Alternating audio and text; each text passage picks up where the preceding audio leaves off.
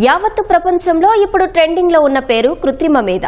ఇందుగలదు అందులేదని సందేహము వలదు, ఎందెందు వెతికినా అందందే గలదు అన్నట్లు ఇది అన్నింటా విస్తరిస్తోంది. విప్లవాత్మక మార్పులకు కారణమవుతోంది. కానీ మంచిలోనూ చెడు ఉన్నట్లు ఏఐ కూడా పలు ముప్పులు మోసుకొస్తోంది. వేలాది మంది ఉద్యోగాలు కోల్పోవడానికి కారణమవుతోంది. 2022 నుంచి టెక్ ఉద్యోగాలకు ముప్పుగా మారిన ఏఐ 2025లో ఇప్పటి వరకు దాదాపు 60,000 మందిని ఇళ్లకు పంపించేసింది. ఉద్యోగాలను సృష్టిస్తుందనుకున్న ఏఐ వాటి కోతకు కారణం కావడం ఆందోళనలు రేకెత్తిస్తుంది. బడా కంపెనీలు సైతం వేల సంఖ్యలో ఉద్యోగులను తొలగిస్తుండటంతో భవిష్యత్తు పరిస్థితులు ప్రశ్నార్థకంగా మారుతున్నాయి. మరెందుకిలా?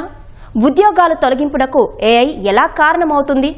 ఉద్యోగులను తొలగిస్తున్న టెక్ కంపెనీలు ఎలాంటి కారణాలు చెబుతున్నాయి? ఆ వివరాలు ఈ కథనంలో చూద్దాం.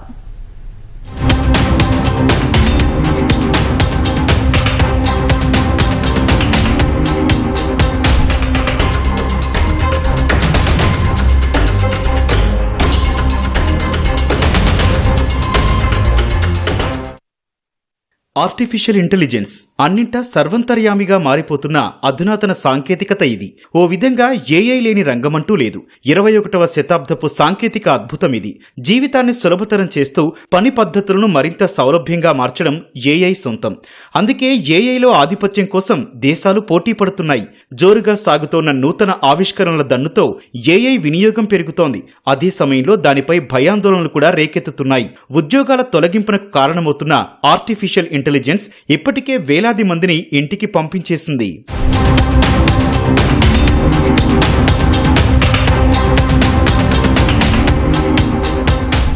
2022 నుంచి ఉద్యోగాల కోతలకు కారణమవుతున్న కృత్రిమ మేధ 2025లో ఇప్పటి వరకు ప్రపంచవ్యాప్తంగా 130 కంపెనీల్లో దాదాపు 60,000 ఉద్యోగాలకు ఎసరు పెట్టింది. ఆర్టిఫిషియల్ ఇంటెలిజెన్స్ పై ఆధారపడ్డ బడా కంపెనీలు సైతం వేల సంఖ్యలో ఉద్యోగులను తొలగిస్తూ ఉద్యోగుల జీవితాలను ప్రశ్నార్థకం చేస్తున్నాయి. ఉద్యోగాలను సృష్టిస్తుందనుకున్న కృత్రిమ మేధ వాటి కోతకు కారణమవ్వడం అందరినీ కలవరపాటుకు గురిచేస్తోంది. గతంలో కృత్రిమ మేధతో ఉద్యోగాలకు సమస్యే లేదు అన్న సీఈఓలు సైతం నేడు ఉన్నపలంగా లేఆఫ్స్ ప్రకటిస్తున్నారు. ప్రముఖ టెక్ దిగ్గజం ఐబీఎం ఏకకాలంలో 8,000 మంది ఉద్యోగులకు ఉద్వాసన పలికింది. కారణాలేమీ చెప్పకుండా నోటీసులు అందించింది. లేఆఫ్స్ కు గురయ్యే వారిలో ఎక్కువ భాగం మానవ వనరుల విభాగం నుంచే ఉన్నట్లు తెలిసింది. ఆటోమేషన్ ప్రచారంలో భాగంగా ఐబీఎం ఇటీవలే హెచ్ఆర్ సిబ్బందిలో కొంత భాగాన్ని ఏఐ వ్యవస్థలతో భర్తీ చేసింది. ఇందుకు కారణాలు తెలిపిన ఐబీఎం సీఈఓ అరవింద్ కృష్ణ తాము ఆర్టిఫిషియల్ ఇంటెలిజెన్స్ ఆధారిత సాధనాల వైపు మొగ్గు చూపుతున్నట్లు తెలిపారు.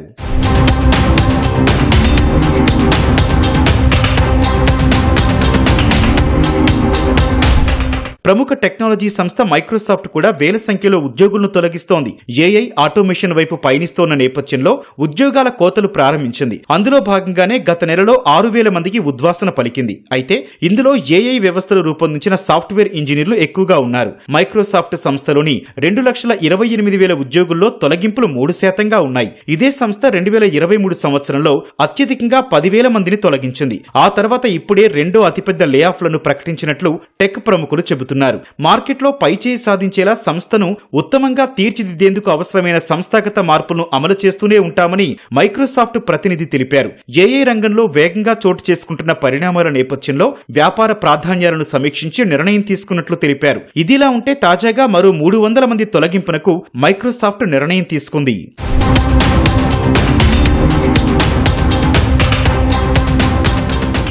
గూగుల్ సంస్థ కూడా ఒక మే నెలలోనే 200 మంది ఉద్యోగులను తొలగించింది. వివిధ విభాగాల్లోని ఉద్యోగుల సంఖ్యను కూడా తగ్గించుకుంటూ వస్తోంది. ఖర్చుల తగ్గింపు సహా ఇతర రంగాల్లో పెట్టుబడులు పెట్టేలా నిర్ణయం తీసుకున్నట్లు తెలుస్తోంది. అయితే ఆర్టిఫిషియల్ ఇంటెలిజెన్స్ కారణంగా మే నెలలోనే 23,400 మంది ఉద్యోగాలకు కోత పడింది. 2025 మే నెలలో 100 మంది ఉద్యోగులకు ఉద్వాసన పలికిన అమెజాన్ 2022 నుంచి మొత్తంగా 27,000 మందిని తొలగించినట్లు తెలుస్తోంది. ఇంటెల్ సంస్థ కూడా తన మొత్తం ఉద్యోగుల్లో 20% అంటే దాదాపు 21,000 మందిని తొలగించేందుకు సిద్ధమైంది. అలాగే కొన్ని కంపెనీస్ ఎంప్లాయీస్ ని రిమూవ్ చేయడం స్టార్ట్ చేసింది. ఒక మైక్రోసాఫ్ట్, ట్విట్టర్, ఎసెన్షియర్, క్యాప్జెమినై మాత్రమే కాదు, కొన్ని పదుల కొద్ది కంపెనీలు ఇంక్లూడింగ్ స్టార్టప్స్ కూడా ఉద్యోగస్తులను తీసేస్తున్నాయి. ఎందుకు తీసేస్తున్నాయంటే వాళ్ళ పనులు చాలా వరకు ఆటోమేట్ అయిపోతున్నాయి. ఏ కంపెనీకైనా డబ్బులు జనరేట్ చేసుకున్నాక శాలరీ అన్నది ఎంప్లాయీస్కి ఇచ్చే శాలరీ అన్నది ఎప్పుడు కూడా నష్టంలోనే చూపించుకుంటుంది. ప్రాఫిట్ అండ్ లాస్లో ఎప్పుడు కూడా మనకి అది నష్టంలోనే చూపించుకుంటుంటుంది అనమాట. ఇదే 9 మంది చేసే పని ఒక ఏఐ చేయడం వల్ల ఆ ఏఐకి కొంతవరకు డబ్బులు పెడితే ఈ 9 మందికి శాలరీ ఇవ్వాల్సిన రెస్పాన్సిబిలిటీ ఆ కంపెనీకి ఉండదు. కాబట్టి చాలా వరకు కంపెనీస్ అన్ని కూడా టర్మినేట్ చేస్తున్నాయి.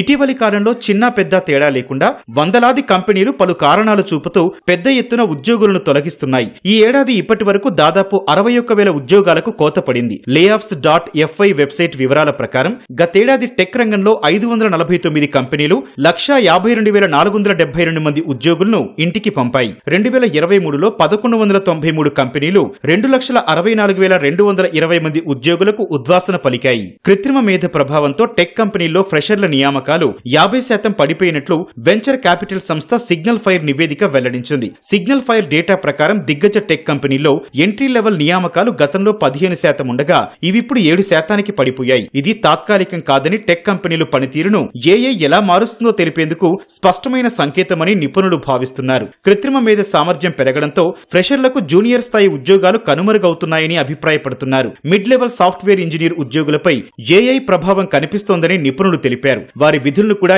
ఏఐ సమర్థవంతంగా నిర్వహిస్తోందన్నారు. ఈ పరిణామాలను బలపరుస్తూ ఇటీవలి కాలంలో Meta CEO Mark Zuckerberg, Google CEO Sundar Pichai, Microsoft CEO Satya Nadella తమ ఉత్పత్తుల సాఫ్ట్వేర్ కోడ్ను రూపొందించేందుకు చాలా వరకు ఏఐ సాయం తీసుకుంటున్నట్లు ప్రకటించారు.